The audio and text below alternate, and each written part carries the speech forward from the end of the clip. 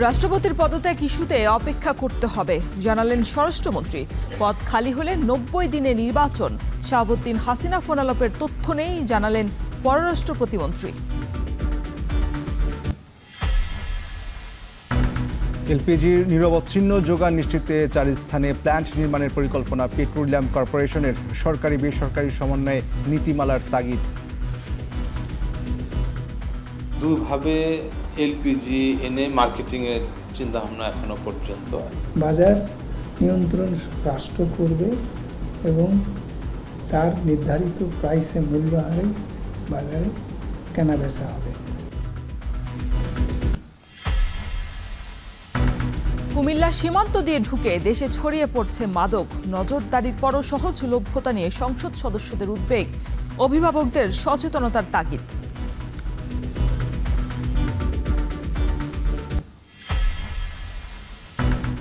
ভারতে ২৬ দিন পর অনশন ভাঙলেন সোনাম ওয়াংচুক। ককরোচ জনতা পার্টির আন্দোলনের স্ফুটলিঙ্গ ছড়িয়েছে পশ্চিমবঙ্গ সহ অন্তত ৬ রাজ্যে।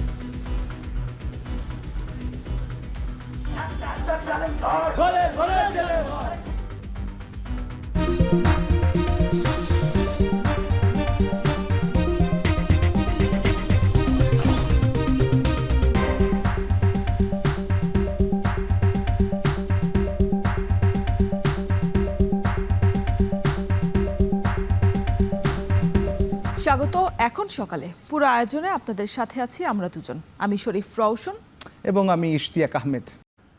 নতুন করে আলোচনায় ৩ সরকারের শপথ পড়ানো রাষ্ট্রপতি মোহাম্মদ শাহাবুদ্দিনের পদত্যাগ ইস্যু। সরকার ও বিভিন্ন মহলের তথ্য বলছে যে কোনো সময় পদত্যাগ করবেন তিনি। বিএনপির ভিতরে নতুন রাষ্ট্রপতি নির্বাচন নিয়ে আলোচনা শুরু হয়েছে। স্বরাষ্ট্রমন্ত্রী সালাউদ্দিন আহমদ বলেছেন, রাষ্ট্রপতির স্বেচ্ছায় পদত্যাগের সুযোগ রয়েছে, সরকার কিছুই করবে না।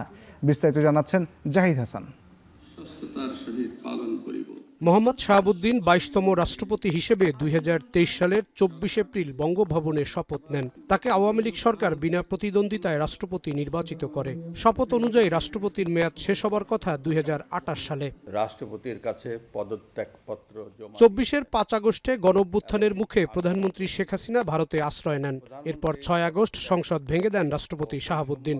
গণঅভ্যুত্থান পরবর্তী কয়েকবার রাষ্ট্রপতি শাহাবুদ্দিনের পদত্যাগ দাবি ওঠে। বঙ্গভবনের সামনেও বিক্ষোভ হয়। তবে সে সময় ইউনূস সরকার রাষ্ট্রপতিকে অপসারণের আনুষ্ঠানিক কোনো পদক্ষেপ নেয়নি।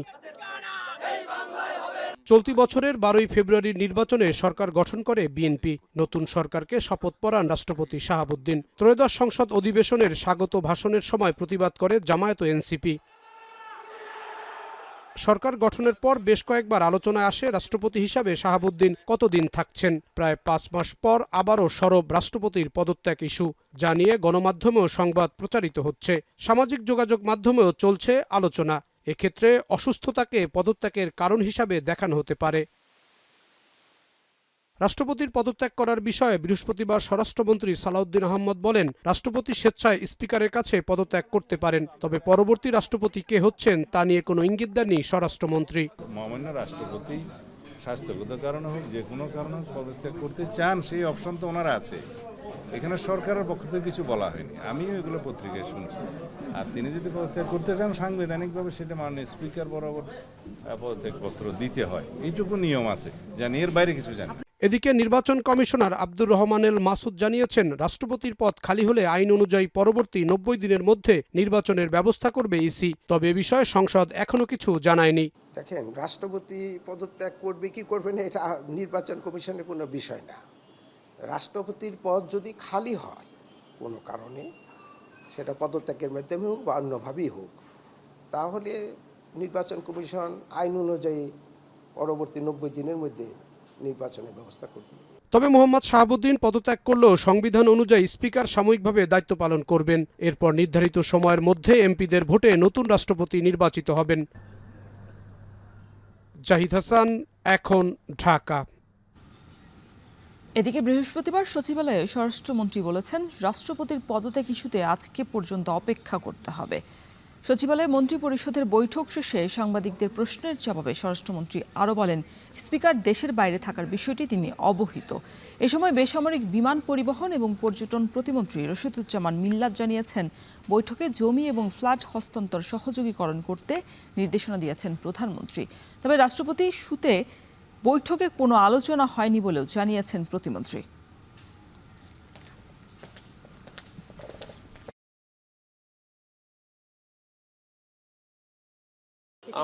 আমরা জানি না, এটা এখনো আমি মন্ত্রী হিসেবে জানি না, সরি জানি না, আজকে আলোচনা হয়নি, আমিও জানি না। আমার কাছে কেন জানি মনে হচ্ছে ফিলিংস নো। এগুলি তো রেগুলার আসে আপনার, এগুলো রেগুলার তো আপনার ফেসবুকে কত কিছু হচ্ছে, এই ফেসবুকিং হচ্ছে আর কি, আমার মনে হয় না। জ্বালানি সাশ্রয়ী হিসেবে জনপ্রিয়তা বাড়ছে এলপিজি সিলিন্ডারের, কিন্তু বাড়তি দাম মেটাতে হিমশিম খেতে হয় গ্রাহকদের।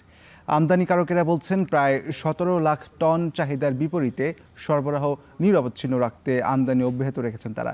তবে অনিশ্চয়তা কাটাতে মোংলা, চট্টগ্রাম সহ আরও 4টি প্ল্যান্ট নির্মাণের পরিকল্পনা সরকারের। নিরবচ্ছিন্ন সরবরাহ ও মূল্য নির্ধারণে কার্যকর নীতিমালার তাগিদ বিশেষজ্ঞদের। সাজিদ আরাফাতের প্রতিবেদন।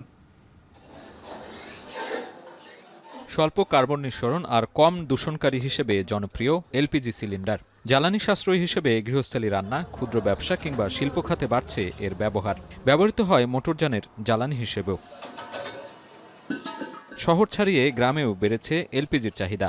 প্রাকৃতিক গ্যাস সংযোগের বাইরে থাকা পরিবারগুলোর অন্যতম জ্বালানির উৎস হয়ে উঠেছে এলপিজি। তবে এই বিপুল চাহিদা পূরণের একমাত্র পথ এলপিজি আমদানি।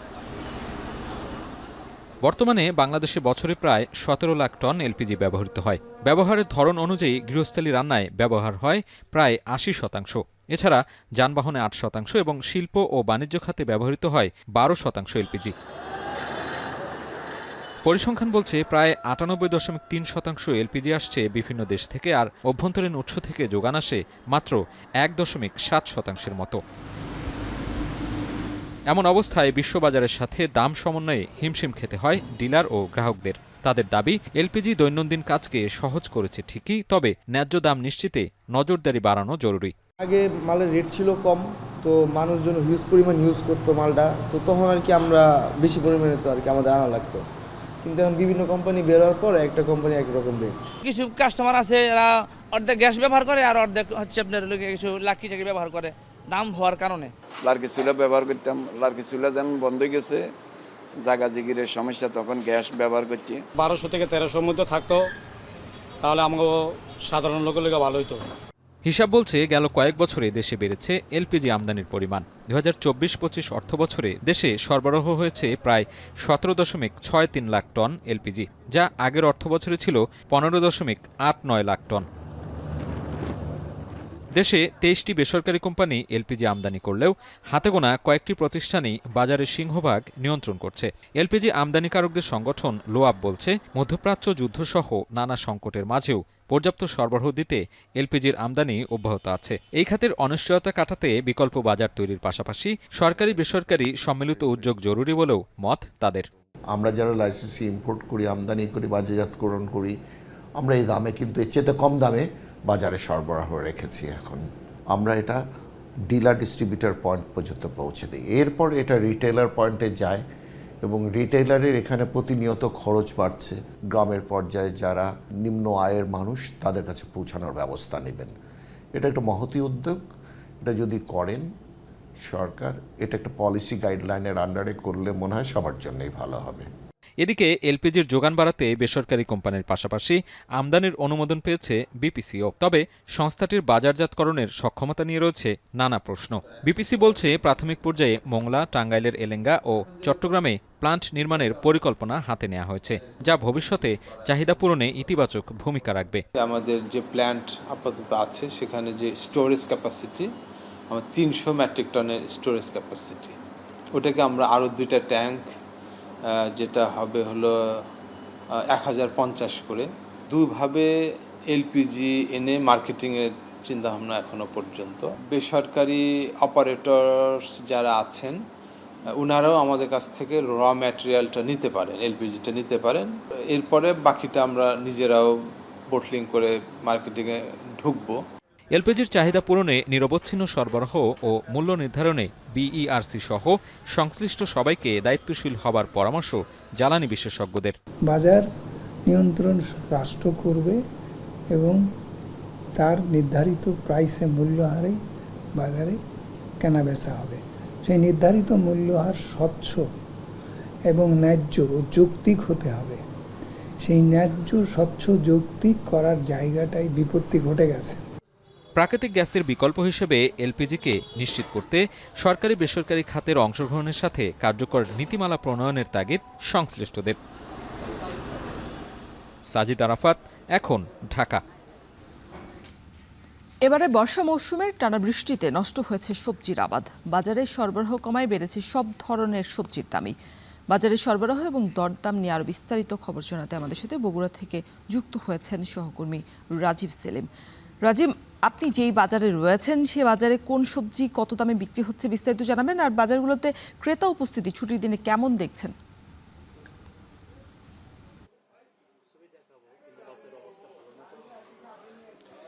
রওশন, বাজারগুলোতে ছুটির দিনে যেরকম ক্রেতা থাকার কথা সেরকম ক্রেতা নেই। ক্রেতা সংকট চলছে বেশ কিছুদিন ধরেই। এই যে বর্ষা মৌসুম চলছে, এই মৌসুমে প্রতি বছরই সবজির সরবরাহ সংকট দেখা দেয়। এখন বাজারে যে সবজিগুলো দেখা যাচ্ছে এগুলো গ্রীষ্মকালীন সবজি, আর এই সবজিগুলো এই বর্ষা মৌসুম জুড়ে চলে। তবে এই প্রতি বছরই এই বর্ষা মৌসুমে সবজির কিছুটা সরবরাহ সংকট শুরু হয়। এর কারণ বৃষ্টিপাতের কারণে অনেক সময় সবজির ফসল নষ্ট হয়। তবে এবছর একটু বৃষ্টির পরিমাণ বেশি হওয়ার কারণে সরবরাহ সংকটও বেড়েছে এবং সেই কারণেই হঠাৎ সবজির দাম বৃদ্ধি পেয়েছে। বেগুনের দাম সপ্তাহখানেক আগে 60 থেকে 80 টাকা ছিল, সেটি আজকের বাজারে বিক্রি হচ্ছে 120 টাকা এবং পটলের দাম দ্বিগুণ হয়েছে। 30 টাকার পটল সপ্তাহের ব্যবধানে আজ বিক্রি হচ্ছে 60 টাকায় এবং করলা 60 টাকা বিক্রি হয়েছে সপ্তাহখানেক আগে, সেটি আজকের বাজারে 100 টাকায় বিক্রি হচ্ছে। বরবটিও 60 টাকা দাম ছিল সপ্তাহখানেক আগে, সেটি আজকের বাজারে 100 টাকায় বিক্রি হচ্ছে। এই যে সবজিগুলো এখন পর্যন্ত যে সবজিগুলো রয়েছে, এই সবজিগুলো গ্রীষ্মকালীন সবজি এবং গ্রীষ্মকালীন সবজি উৎপাদনে বরাবরই কৃষকের খরচ খানিকটা বেশি হয়ে থাকে, বাড়তি সেচ দিতে হয় সেই কারণে, এবং সার কীটনাশকের যে দাম সেই বাড়তি সার কীটনাশক দিতে হয় গ্রীষ্মকালীন সবজি উৎপাদনের ক্ষেত্রে, সেই কারণে উৎপাদন খরচ বেশি হয়ে থাকে। কিন্তু উৎপাদন খরচ যে হারে বাড়ে সে হারে কৃষক এই সবজির দাম পান না। এর কারণ বগুড়ার যে সবচেয়ে বড় পাইকারি মোকাম মহাস্থান যে সবজির হাট রয়েছে, সেই হাটে কৃষক সবজি বিক্রি করেন সরাসরি পাইকারের কাছে, সেখান থেকে দেশের বিভিন্ন প্রান্তে যায়। তবে সেই হাটটিতেও মধ্যস্বত্বভোগী রয়েছে এবং সেখানে চাষিদের কাছ থেকে সবজি কেনা হয় এবং তারপর পাইকারদের কাছে বিক্রি করা হয়। অর্থাৎ সবজির পাইকাররা সবজির হাট থেকে সবজি কিনতেই অনেকটা বাড়তি দামে কিনতে হয় এবং সেই কারণেই সবজির দাম অনেক সময় বৃদ্ধি পেয়ে থাকে। তবে মাত্র 10 থেকে 11 কিলোমিটার দূরের বাজারে যে দামে বিক্রি হয়, এই বগুড়া শহরের ভেতরের যে সবজি বাজারগুলো, সেই বাজারগুলোতে অনেক সময় সবজির দাম দ্বিগুণ দামে বিক্রি হয়ে থাকে। পাইকারি এবং খুচরার তারতম্য অনেকটা বেশি হয়ে থাকে। তো এই যে পাইকারি এবং খুচরার মধ্যে যে ব্যবধান, এই ব্যবধান কমাতে ক্রেতারা বাজার তদারকির কথা বলছেন এবং সংশ্লিষ্ট যারা রয়েছেন তারা বলছেন যে বগুড়ায় যে পরিমাণ সবজি উৎপাদন হয়ে থাকে সে পরিমাণ সবজি সংরক্ষণ করার মতো হিমাগার নেই। তবে যদি হিমাগার নির্মাণ করা হয়, হিমাগার স্থাপন করা হয় বগুড়ায়, তবে যে মৌসুমে সবজির সরবরাহ বেশি হয়ে থাকে, উৎপাদন বেশি হয়ে থাকে, ঠিক সেই সময় এই সবজিগুলো যদি হিমাগারে সংরক্ষণ করা হয় এবং সবজির যে সময় সরবরাহ সংকট দেখা দেয়, ঠিক সেই সময়টিতে যদি হিমাগার থেকে সবজি সরবরাহ করা হয়ে থাকে, সেক্ষেত্রে বাজারে সবজির দাম এবং দাম নিয়ন্ত্রণ করা সম্ভব হবে এবং ক্রেতার নাগালের মধ্যে রাখা সম্ভব হবে। এই ছিল আমার কাছে বগুড়ার সবজি বাজার থেকে সব শেষ খবর। রওশন। বগুড়া থেকে যুক্ত ছিলেন সহকর্মী রাজীব সেলিম। কুমিল্লায় সীমান্তের গ্রামগুলোতে মাদক এখন সহজলভ্য। মাদকাসক্তরাও বেপরা, তাই ভয়ে কথা বলতে রাজি নন সাধারণ মানুষ। অভিনব পন্থায় হাত বদল হয়ে মাদক পৌঁছে যাচ্ছে দেশের নানান প্রান্তে। মাদক নিয়ন্ত্রণে অসন্তোষ স্থানীয় সংসদ সদস্যরাও। পুলিশ বলছে মাদকের বিরুদ্ধে আইনশৃঙ্খলা বাহিনীর অবস্থান দৃঢ়, তবে অভিভাবকদেরও সচেতনতা বাড়াতে হবে। কামরুল হাসানের ছবিতে খালিদ সাইফুল্লাহর প্রতিবেদন।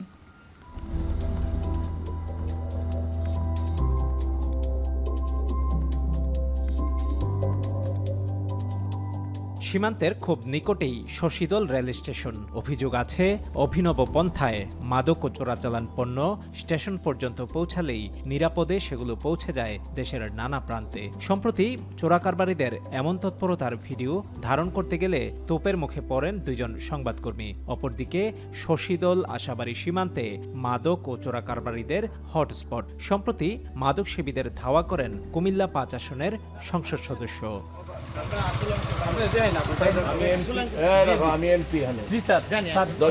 সদর উপজেলার গোলাবাড়ি মাদকের ক্রেতা বিক্রেতাদের জন্য সুপরিচিত নাম। নানা উপায়ে আসা মাদক সহজলভ্য হচ্ছে এখানে। মোটরসাইকেলে করে প্রতিদিনই মাদক সেবীদের আনাগোনা বাড়ে সীমান্তের অর্ধশতাধিক পয়েন্টে। স্কাফ, ফেন্সিডিল ও ইয়াবাসহ নানান নেশাদ্রব্য গ্রহণ করতে তাদের এই ছোট ছুটি। মাদক প্রসঙ্গে কথা বলতেও ভয় পান স্থানীয়রা। এগুলো আমরা বলতে পারি না, আমরা নরম মানুষ। এবং আমি যাই গামু, আমার দোকান দুইটা ভালো দিয়ে দেবো, দিয়ে ভালো দিয়ে পুলিশ খবর দিব, এই পুলিশে আমার ধরবো। আমি ভালো মানুষ, আমার ধরবো পুলিশ। আমি তাহলে মাত্র সমস্যা কিছু করানো যেত না।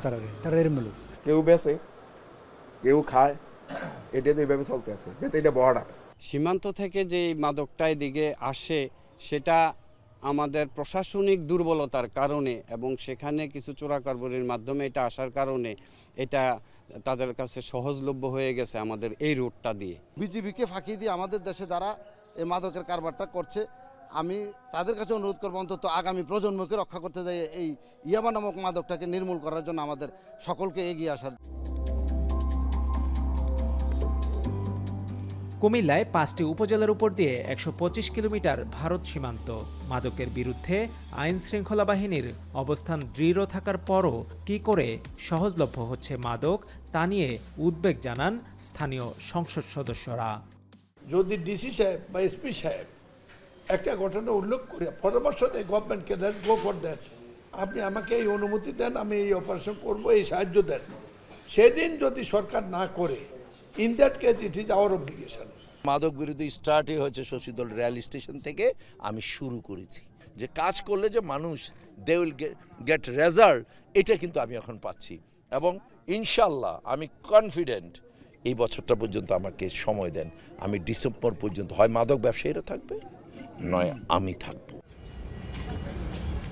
মাদকের ভয়াবহতায় বাড়ছে নানা অপরাধ। এর সহজলভ্যতা স্বীকার করে পুলিশের এই কর্মকর্তা বলেন, আসামি আটকের পর জামিনে বেরিয়ে পুনরায় জড়িত হচ্ছে মাদক ব্যবসায়। সবার সম্মিলিত প্রচেষ্টায় মাদকের চাহিদা কমানো গেলে এর যোগানও কমে আসবে বলে মনে করে মাদকদ্রব্য নিয়ন্ত্রণ অধিদপ্তর। মাদকের আধিক্য থাকে, কারণ চাহিদা থাকলে এটার যোগান অটোমেটিকলি আসবে।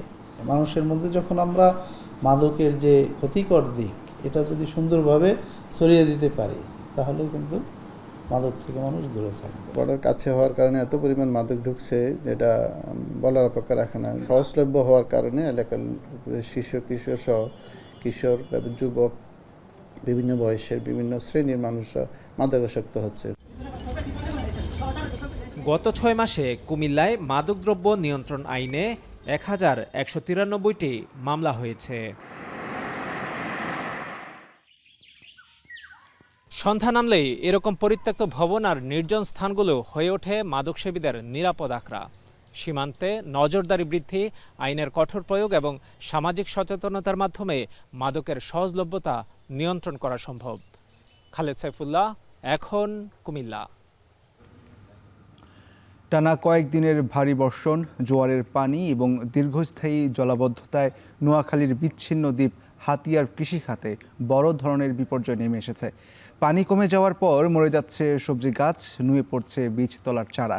মাঠের পর মাঠ ফসল তলিয়ে যাওয়ায় পুঁজি হারিয়ে দিশেহারা হয়ে পড়ছে প্রান্তিক কৃষক। নাসিম শুভর প্রতিবেদনে বিস্তারিত। দক্ষিণের বিচ্ছিন্ন দ্বীপ হাতিয়া উপজেলার 11 ইউনিয়নের মধ্যে চর কিং ও চর ঈশ্বর সবজি চাষের জন্য বিখ্যাত, কিন্তু গত কয়েকদিনের টানা ভারী বর্ষণের ফলে তলিয়ে গেছে অধিকাংশ সবজি ক্ষেত। বৃষ্টি বন্ধের পর পানি কমা শুরু হলে সবজি গাছ গোড়ায় পচন ধরে মরে যাচ্ছে। অনেকে নিজেদের সহায় সম্বল বিক্রি করে, আবার কেউ কেউ এনজিও থেকে ঋণ নিয়ে সবজি চাষ শুরু করেছিলেন। এখন শেষ সম্বল হারিয়ে নিঃস্ব অনেক কৃষক। বেশ পরিমাণ বৃষ্টি হয়েছে, তো এই বৃষ্টির কারণে আপনার কৃষকদের বেশিরভাগ জ্বালার যে ক্ষেত, এই ক্ষেতটা নষ্ট হয়েছে। 15 ঘন্টার মতন নষ্ট হয়ে গেছে। এখন তো কোনো বীজ নেই, আবার ফুল লাগামো ওই সমুদ্রও নাই। উপজেলার বিস্তীর্ণ ফসলি জমি পানির নিচে তলিয়ে যাওয়ায় আউশ ধান, বীজতলা, মৌসুমী সবজি, ফল, মরিচ ও পানের বরজসহ প্রায় 25,000 হেক্টর জমির ফসল ক্ষতিগ্রস্ত হয়েছে। এতে প্রায় 80,000 কৃষক আর্থিক সংকটে পড়েছেন। প্রাথমিকভাবে কৃষকরা 30 কোটি টাকারও বেশি ক্ষয়ক্ষতির আশঙ্কা করছেন। বীজটা নষ্ট হয়ে গেছে, নষ্ট হয়ে যাওয়ার পরে আবার বাজার থেকে তো করতে হইবে, আবার কিনে আনি, তারপর আবার আরেক জায়গাতে জ্বালাটা করতে হয়েছে। আমার বেগুন ক্ষেতটা অনেক নষ্ট হয়ে গেছে। প্রায় 90,000 টাকা খরচ হয়েছে। এই খরচটা আমি একাংশ শুধু আমার পকেট থেকে খরচ করছি। সরকার আমাকে এই ফসলের অনুযায়ী কিছুই পাইনি। আমি বেগুন করছি, পেঁপে লাগাইছি, চিন্ডা লাগাইছি, আখ করছি, যে আমি এখন ক্ষতিগ্রস্ত।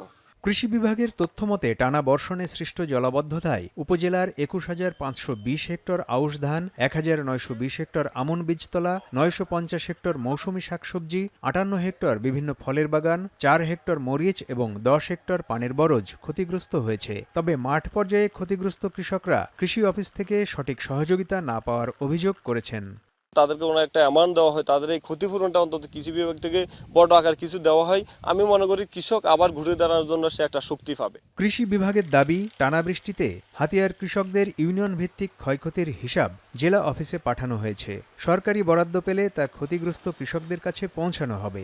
প্রায় 20 কোটি টাকার মতো ক্ষয়ক্ষতি হতে পারে। এটা আমরা প্রথমে প্রাথমিক একটা ক্ষয়ক্ষতির রিপোর্ট প্রেরণ করেছি, পরবর্তীতে আমরা একটা ঊর্ধ্বতন কর্তৃপক্ষের কাছে চূড়ান্ত প্রতিবেদন প্রেরণ করেছি। এই প্রতিবেদনের প্রেক্ষিতে ভবিষ্যতে হয়তো প্রণোদনার কোনো কার্যক্রম আসলে সেটার মাধ্যমে কৃষকদেরকে পুনর্বাসিত করা হবে। কৃষকদের যথাযথ ক্ষয়ক্ষতি নিরূপণ ও সময়মতো সহায়তা দেওয়া হলে ক্ষতিগ্রস্ত কৃষকেরা ঘুরে দাঁড়াতে পারবেন, এমনটাই প্রত্যাশা সংশ্লিষ্টদের। চারদিকে নদী আর থই থই পানি থাকলেও বিশুদ্ধ পানির তীব্র হাহাকার। উপকূলীয় জেলা বরগুনার পাথরঘাটা উপজেলা স্বাস্থ্য কমপ্লেক্সে গত 1 বছর ধরে অচল একমাত্র পানি শোধনাগারটি। এতে চরম দুর্ভোগে পড়েছেন চিকিৎসক, নার্স এবং সেবা নিতে আসা সাধারণ মানুষও। ভূগর্ভস্থ পানিতে অতিরিক্ত লবণাক্ততার কারণে সাপ্লাইয়ের পানীয় ব্যবহারের এখন অনুপযোগী হয়ে পড়েছে। অলি আহমেদের ছবিতে বাকিটা জানাচ্ছেন সুজন আকন। চারিদিকে নদী, খালবিল আর বিশাল জলাশয়ের বিস্তৃতি, অথচ পানির এই জনপদেই এখন চলছে নিরাপদ পানির জন্য হাহাকার। উপকূলীয় জেলা বরগুনার পাথরঘাটায় সুপেয় পানির সংকট এখন আর কেবল সাধারণ সমস্যা নয়, রূপ নিয়েছে স্থায়ী মানবিক সংকটে। সবচেয়ে করুণ দশা পাথরঘাটার 50 শয্যার উপজেলা স্বাস্থ্য কমপ্লেক্সের। প্রতিদিন এখানে চিকিৎসা নিতে আসেন অন্তত 200 রোগী। চিকিৎসক, নার্স ও স্টাফ মিলিয়ে আছেন আরও 50 জন। কিন্তু গত 1 বছর ধরে অচল হয়ে পড়ে আছে হাসপাতালের একমাত্র পানি শোধনাগারটি। ফলে সরকারি এই হাসপাতালে চিকিৎসা মিললেও মিলছে না বিশুদ্ধ পানি। আমি আইছি 2 দিন আমি পানি কিনে আনছি, বাস। খাবার পানি এই জায়গায় পাওয়া যায় না, হয়তো বাইরে থেকে কিনে আনতে হয় পানি। ফিল্টার দিলে তো বেশি ভালো হয়, ধরেন বড় বড় ট্যাঙ্কিও তো দেয়, সব জায়গায় তো দেয়, বিতরণ করছে রাজ্যেরই, এই যদি দেয় তো বেশি ভালো হয়। উপকূলীয় অঞ্চল হওয়ায় এই এলাকার ভূগর্ভস্থ পানিতে লবণের মাত্রা প্রায় 3000 ppm পর্যন্ত, যা পানের সম্পূর্ণ অযোগ্য। তার ওপর পানির গভীরে শক্ত পাথর থাকায় বসানো যায় না গভীর নলকূপ। হাসপাতালের সাপ্লাইয়ের পানিতে তীব্র লবণ ও দুর্গন্ধের কারণে চিকিৎসক ও নার্সদেরও প্রতিদিন বোতলজাত পানি কিনতে হচ্ছে। আর যারা পানি কিনতে পারছে না তারা বাধ্য হয়ে ব্যবহার করছেন অনিরাপদ এই পানি। ফলে হাসপাতাল থেকেই রোগীরা আক্রান্ত হচ্ছেন ডায়রিয়া ও চর্মরোগ সহ নানাবিধ পানিবাহিত রোগে। আমাদের প্রতিদিন পানি কিনেই খাওয়া লাগে, আর এখানে কোনো জায়গাও নাই যে পানি আমাকে দেবে। পানি আনতে যাই বাজারে, 5 লিটার পানি আনতে আমাকে 120 টাকা, তাছাড়া আরও 20 টাকা খরচ আছে। আপনি টয়লেটে যান, বেসিনের অবস্থা দেখেন, সকল পরিবেশটা নোংরা পরিবেশ। সকাল সন্ধ্যা তো অনেক রোগী আছে, কিন্তু আসলে এই পানির প্রবলেমটা খুব ভোগে তারা। এদিকে স্বাস্থ্য প্রকৌশল বিভাগের মাধ্যমে পানি শোধনাগারটি মেরামতের আশ্বাস দিয়েছেন সিভিল সার্জন। এছাড়া হাসপাতালের স্বাস্থ্য ব্যবস্থাপনা কমিটিকে দ্রুত মেরামতের নির্দেশনা দেওয়া হবে বলেও জানান তিনি। আমি নির্দেশনা দিব স্বাস্থ্য ব্যবস্থাপনা কমিটির মাধ্যমে একটা রেজুলেশন করে, এবং পৌরসভায় যেহেতু এখন নির্বাচিত পৌর মেয়র নাই, তো উপজেলা পরিষদ থেকে জেলা প্রশাসক এবং উপজেলা প্রশাসক, যেটা আমরা ইউনো ওনার মাধ্যমেই আমরা এই সমস্যাটা সমাধান করার চেষ্টা করব। আশ্বাস আর বরাদ্দের অপেক্ষায় কেটে গেছে একটি বছর, কিন্তু পাথরঘাটার হাসপাতালের রোগীদের দুর্ভোগ কমেনি একটুও। উপকূলের এই প্রান্তিক মানুষগুলোর প্রশ্ন, হাসপাতাল থেকে রোগ সারিয়ে বাড়ি ফেরার বদলে নতুন রোগে আক্রান্ত হওয়ার এই করুণ বাস্তবতার শেষ কোথায়? সুজন আকন, এখন বরগুনা। পাবনার ইছামতি নদী পুনরুদ্ধার প্রকল্পে খননের মাটি বিক্রিকে কেন্দ্র করে অনিয়মের অভিযোগ উঠেছে। অভিযোগ রয়েছে, খননের পর পাড়ে রাখা সংরক্ষিত মাটি বিক্রির সময় গভীরভাবে কেটে নেওয়া হচ্ছে। এতে হুমকির মুখে পড়েছে নদীর তীর ও আশপাশের হাজার বিঘা ফসলি জমি। পাশাপাশি বাড়ছে নদী ভাঙ্গন ও জলাবদ্ধতার আশঙ্কা। তবে দ্রুত ব্যবস্থা নেওয়ার আশ্বাস সংশ্লিষ্ট কর্মকর্তার। মাসুদ রানার প্রতিবেদনে বিস্তারিত। পাবনার প্রাণ ইছামতি নদীর নাব্যতা ফিরিয়ে আনতে চলছে ১১০ কিলোমিটার খনন কাজ। খননের পর প্রকল্পের আওতায় উত্তোলিত মাটি শর্ত সাপেক্ষে বিক্রি করা হলেও স্থানীয়দের অভিযোগ, সেই শর্ত মানছে না কিছু মাটি ব্যবসায়ী। অভিযোগ উঠেছে, নির্ধারিত স্থানের বাইরে গভীরভাবে মাটি কাটায় হুমকির মুখে নদীর তীর। এছাড়াও কোথাও কোথাও কেটে নেওয়া হয়েছে পাশের ফসলি জমির মাটিও। এতে কৃষিকাজ ব্যাহত হওয়ার পাশাপাশি বাড়ছে নদী ভাঙনের ঝুঁকি। প্রতিকার চেয়ে দ্রুত প্রশাসনের হস্তক্ষেপ কামনা করছেন স্থানীয়রা। সংবাদ পেলেন আমার পাট কাটতেছে, আমি দৌড়ায় এসে দেখি যে অলরেডি আমার পাট সব কাটিয়ে ফেলেছে। তারা বর্তমানে মাটি কাটতেছে, একবারে গভীর করে পানি সমান করে কাটিয়ে যাচ্ছে। এ জায়গা আমার আর আবাদ করার মতন পরিবেশ নেই। এভাবে কাটলে তো আমাদের জমি নষ্ট হয়ে যাবে, পানি ঢুকবে। এখনই তো পানি প্রায় ঢুকতেছে জমিতে। এইভাবে মাটি কাটিয়ে নিলে আমরা কোথায় দানা দেবো আগুর ঘরে, আর কোথায় পিঁচ লাগাবো, কেমন করে চলবো? এ বিষয়ে কথা বলতে রাজি হননি অভিযুক্ত মাটি ব্যবসায়ীরা। তবে শর্তভঙ্গ করে কেউ মাটি কাটলে তদন্ত করে প্রয়োজনীয় ব্যবস্থা নেওয়ার কথা জানিয়েছেন পানি উন্নয়ন বোর্ড। আমরা যখন মাটিটা বুঝাই দিই তখন তাদেরকে একটা ডিজাইন লেভেল মেনটেন করে মাটিটা বুঝাই দিই আর কি। এখন কোনো জায়গায় এরকম যদি হয়ে থাকে তাহলে সেটা আমরা সরজমিনে ভিজিট করে সে মোতাবেক আমরা ঠিকাদারের কাছ থেকে ব্যবস্থা নেব। 2024 সালে জুলাইয়ে প্রায় 1554 কোটি টাকা ব্যয়ে শুরু হয় ইছামতি নদীর পুনরুদ্ধার প্রকল্পের কাজ। মাসুদ রানা, এখন। এবার আন্তর্জাতিক।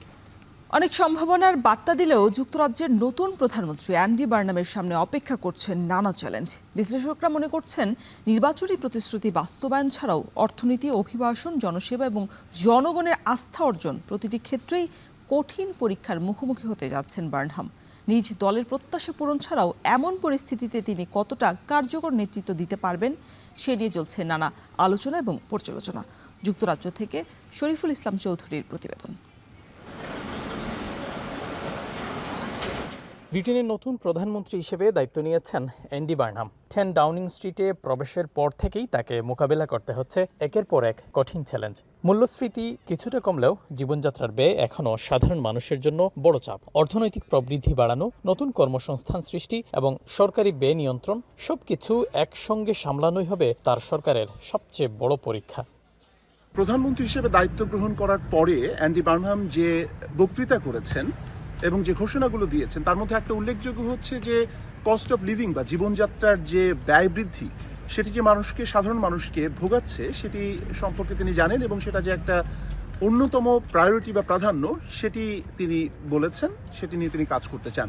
এই যে একটা মানবিক জায়গা থেকে বিষয়গুলোকে দেখা এবং ক্ষমতার বিকেন্দ্রীকরণ, সাধারণ মানুষের দুর্ভোগকে তিনি যে আমলে এনেছেন বা তার মাথায় নিয়ে তিনি যে পরিকল্পনা সাজাচ্ছেন, এটি এক ধরনের আশার সঞ্চার করেছে ব্রিটেনের সাধারণ বা ওয়ার্কিং ক্লাস বা মধ্যবিত্ত শ্রেণীর ভেতরে।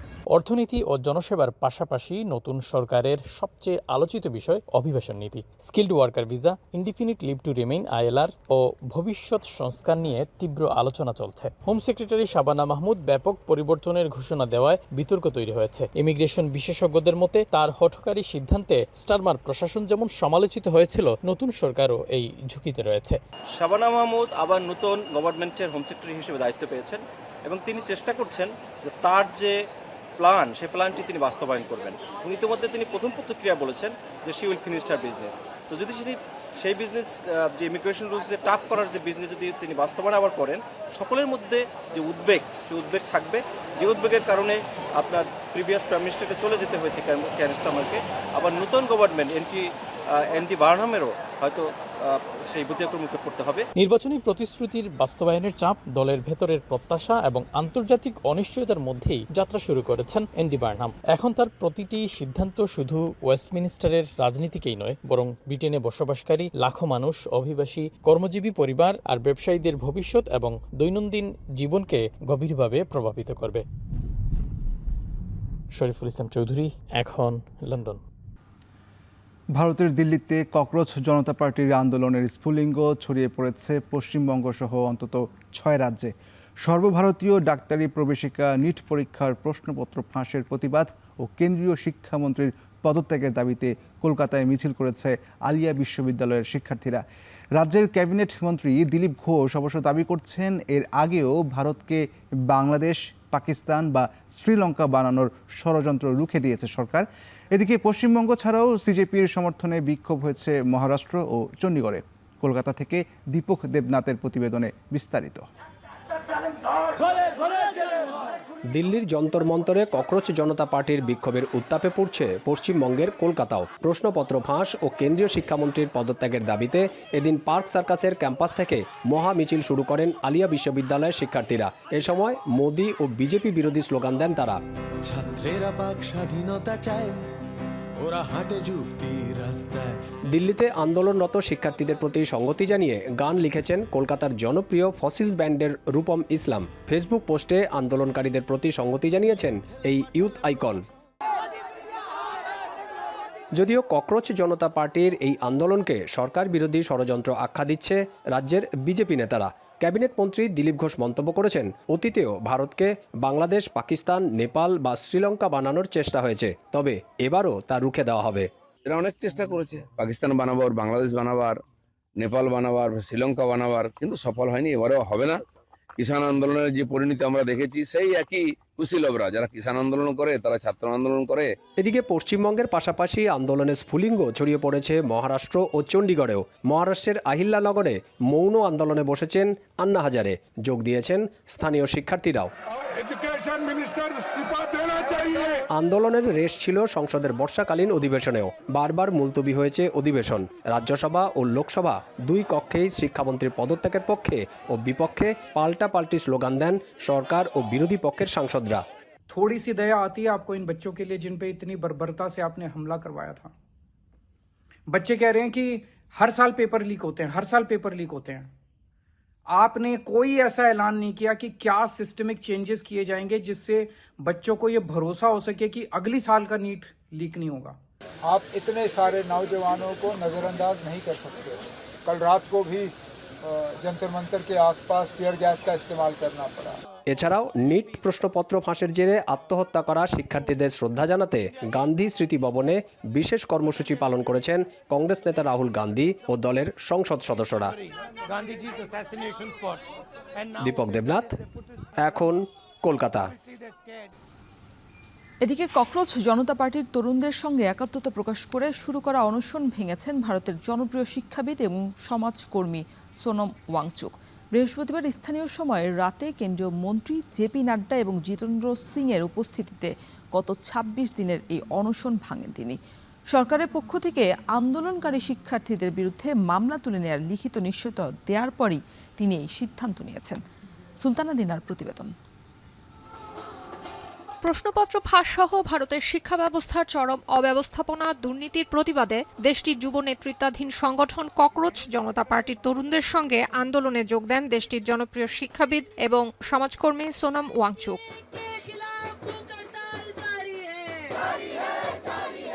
কেন্দ্রীয় শিক্ষামন্ত্রী ধর্মেন্দ্র প্রধানের পদত্যাগ এবং শিক্ষা সংস্কারের দাবিতে দিল্লির যন্তর মন্তরে সিজেপির বিক্ষোভ শুরুর পর গত ২৮ জুন থেকে অনির্দিষ্টকালের অনশন শুরু করেন তিনি। অনশন প্রত্যাহার করার জন্য বেশ কিছু শর্তের কথাও জানান। अभी भी जिंदा ही हूँ, ये 25वां दिन है मेरे अनशन का। গত 18 জুলাই যন্তর মন্তরে অনশনের মঞ্চ থেকে সরিয়ে তাকে দিল্লির সফদরজং হাসপাতালে নেওয়া হয়। পরে সেখান থেকে গুরুগ্রামের মেদন্ত হাসপাতালে স্থানান্তরিত করা হয়। শারীরিক অবস্থার চরম অবনতি হওয়া সত্ত্বেও গুরুগ্রামের হাসপাতালেও বৃহস্পতিবার রাত পর্যন্ত নিজের অনশন চালিয়ে যান। वाइटल पैरामीटर सारे स्टेबल हैं, उनको लगातार जांच कर रहे हैं, उनकी मॉनिटरिंग कर रहे हैं और उनका ट्रीटमेंट चल रहा है। গত বৃহস্পতিবার থেকেই জনপ্রিয় এই উদ্ভাবককে অনশন প্রত্যাহার করার অনুরোধ জানায় দেশটির নানান অঙ্গনের মানুষ, যার মধ্যে রয়েছেন বিভিন্ন রাজনৈতিক দলের অন্তত 65 জন সংসদ সদস্য, বলিউড তারকারা, বিভিন্ন সংস্থার ঊর্ধ্বতন কর্মকর্তারাও। এরপর গেল বৃহস্পতিবার স্থানীয় সময় রাতে কেন্দ্রীয় মন্ত্রী জেপি নাড্ডা, জিতেন্দ্র সিং এবং স্ত্রী গীতাঞ্জলি অ্যাংমোর উপস্থিতিতে গত 26 দিনের অনশন ভাঙেন তিনি। নিজের সামাজিক যোগাযোগ মাধ্যম এক্সে দেয়া এক পোস্টে বিষয়টি নিশ্চিত করেন তিনি। সুলতানা দিনা, এখন বিশ্ব। গেল 12 বছর ধরেই রাজনৈতিক ন্যারেটিভ নির্মাণে বিজেপি শিবিরের অন্যতম শক্তিশালী অস্ত্র সামাজিক মাধ্যম। এবার সেই সোশ্যাল মিডিয়াকে ব্যবহার করেই মোদী সরকারের গদি কেড়ে নেয়ার আন্দোলন শুরু করেছে ককরোচ জনতা পার্টি। শিক্ষার্থীদের প্রতিরোধ গড়ার ভিডিও, ছবি, পোস্ট ভাইরাল হচ্ছে চোখের নিমিষে। বাড়ছে জনসমর্থন, আন্তর্জাতিক গণমাধ্যমেও পৌঁছে যাচ্ছে আন্দোলনের বার্তা। বাকিরা জানাবেন সতীর্থ কর্মকার। মুম্বাইয়ের শিবাজি পার্ক। প্রশ্নপত্র ফাঁস ও শিক্ষামন্ত্রীর পদত্যাগের দাবিতে দিল্লিতে শুরু হওয়া আন্দোলনের সঙ্গে সংহতি জানিয়ে প্রতিবাদ চলাকালীন পুলিশ প্রিজন ভ্যানের সামনে দাঁড়িয়ে গেলেন এক নারী। তাকে এভাবে অবিচল দাঁড়িয়ে থাকতে দেখে বাকিরাও এসে সেখানে জড়ো হতে শুরু করেন এবং স্লোগান দিতে থাকেন। শিক্ষার্থী না হয়েও ওই নারীর এই প্রতিবাদের ভিডিও ছড়িয়ে পড়ে সামাজিক মাধ্যমে। আবার পুলিশ ভ্যানের দরজা খুলে ভেতরে থাকা আটক আন্দোলনকারীদের মুক্ত করার ঘটনাও ঘটেছে। শিক্ষার্থী বা প্রতিবাদে সামিল সাধারণ জনতা কাজটি যেই করুক না কেন, এই সাহসিকতার প্রশংসায় ভাসছে সামাজিক মাধ্যম। অনেকেই বলছেন এই ভিডিও ইঙ্গিত করে কতটা সামর্থ্য নিয়ে রাজপথে নেমেছেন শিক্ষার্থীরা। ককরোচ জনতা পার্টির এই আন্দোলনকে রুখে দিতে পুলিশ আইনের অপব্যবহার করছে এমন অসংখ্য পোস্ট আছে সামাজিক মাধ্যমে। এবার এরও প্রমাণ মিলেছে সোশ্যাল মিডিয়ায়। ভিডিওতে দেখা যায় আটক হওয়া শিক্ষার্থীরা আবার বিক্ষোভে অংশ নিলে মাদক মামলা দিয়ে তাদের জীবন নষ্ট করে দেওয়ার হুমকি দিচ্ছেন মুম্বাই পুলিশের এক সদস্য। আটক ছাত্রদের একজন সেই ভিডিও ধারণ করে সামাজিক মাধ্যমে ছড়িয়ে দিলে শুরু হয় সমালোচনার ঝড়। পরে এই ঘটনার সুষ্ঠু তদন্তের আশ্বাস দিয়েছে মুম্বাই পুলিশ। আবার ছাত্র অবস্থায় নিজেই শিক্ষার্থীদের অধিকার রক্ষার আন্দোলনে সামিল হয়েছেন বর্তমান শিক্ষামন্ত্রী ধর্মেন্দ্র প্রধান। অথচ এবার তারই পদত্যাগের দাবিতে উত্তাল ভারত, এমন চাঞ্চল্যকর ইতিহাসও বের হচ্ছে সামাজিক মাধ্যমে। এমনকি ইন্টারনেট ব্যবহারকারীদের কটাক্ষে ইনস্টাগ্রাম ছাড়তে বাধ্য হয়েছেন শিক্ষামন্ত্রী ধর্মেন্দ্র প্রধানের কন্যা নৈমিষা। আবার আন্দোলনকারীদের জন্য ফুড ডেলিভারি সার্ভিসের মাধ্যমে খাবার পাঠাচ্ছেন যুক্তরাষ্ট্রে বসবাসরত ভারতীয়রা। এই ভিডিও ছড়িয়ে পড়েছে সামাজিক মাধ্যমে। খাবার ঠিক জায়গায় পৌঁছেছে কিনা সেটাও ভিডিও করে প্রবাসীদের আশ্বস্ত করছেন কর্মীরা। এই সবকিছুই আসলে সামাজিক মাধ্যমে ভাইরাল হওয়া কিছু ঘটনা। জনপ্রিয়তা আর ভিউ হিসাব করলে জনসমর্থন আদায়ে ব্যাপক ভূমিকা রাখছে এইসব ভিডিও। আল জাজিরার বিশ্লেষণ বলছে যে সোশ্যাল মিডিয়া ব্যবহার করে 12 বছর ধরে নিজেদের জনপ্রিয়তার ক্যাম্পেইন চালিয়েছে বিজেপি। এবার সেই অস্ত্রেই কুপকাত হচ্ছে তারা। প্রতিদিন একটু একটু করে বাড়ছে সিজেপির সমর্থন। তাই যন্তর মন্তরের আশেপাশে ইন্টারনেট জ্যামার ব্যবহার করে আন্দোলনের সংগঠকদের বিপাকে ফেলতে চাইলেও আদতে এই ইন্টারনেটই রাতের ঘুম কেড়েছে মোদী প্রশাসনের। সতীর্থ কর্মকার, এখন বিশ্ব। এবার খেলা প্রসঙ্গ। অস্ট্রেলিয়ার বিপক্ষে কঠিন টেস্ট সিরিজের আগে বাংলাদেশের পেস আক্রমণে বড় ধাক্কা। ইনজুরিতে ছিটকে যাওয়ার শঙ্কায় দুই গুরুত্বপূর্ণ পেসার শরীফুল ইসলাম এবং নাহিদ রানা। সিরিজের আগে ফিরতে পারবেন তো এই দুই টাইগার পেসার? বাকিটা জানাচ্ছেন ফারহান ইহসান। অস্ট্রেলিয়ার বিপক্ষে 2 ম্যাচের টেস্ট সিরিজের জন্য প্রস্তুত হচ্ছে বাংলাদেশ দল। তবে সিরিজ শুরুর আগেই দুশ্চিন্তা বাড়িয়েছে দুই পেসারের চোট। জিম্বাবুয়ে সফরে হ্যামস্ট্রিং গ্রেড 1 ইনজুরিতে পড়েন বাঁহাতি পেসার শরীফুল ইসলাম। পুনর্বাসন প্রক্রিয়া থাকায় প্রথম টেস্টে তার খেলা নিয়ে রয়েছে অনিশ্চয়তা। অন্যদিকে দুর্দান্ত ফর্মে থাকা গতিময় পেসার নাহিদ রানা দ্বিতীয় টি-20তে সাইড স্ট্রেনে চোটে পড়েন, আর সেই চোটের কারণেই শেষ ম্যাচে মাঠে নামতে পারেননি তিনি। তবে নাহিদকে নিয়ে আশার খবরও আছে। মেডিকেল টিমের পর্যবেক্ষণে রয়েছেন এই তরুণ পেসার। স্ক্যান রিপোর্ট সন্তোষজনক হলে ডারউইনে প্রথম টেস্টের আগেই ফিট হয়ে দলে যোগ দিতে পারেন তিনি।